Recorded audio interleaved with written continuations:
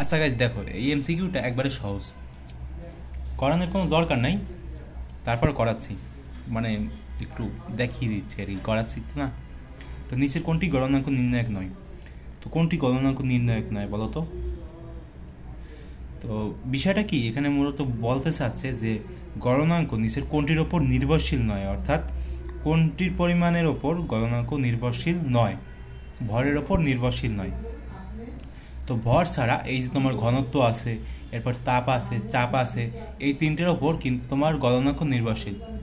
অর্থাৎ এগুলোর যদি তোমার পরিবর্তন ঘটে, অর্থাৎ এই যে তাপ, চাপ, ঘনত্ব, এগুলোর যদি পরিবর্তন ঘটে তাহলে গলনাঙ্কেরও একটু পরিবর্তন হবে, অর্থাৎ বেশি বা কম হবে।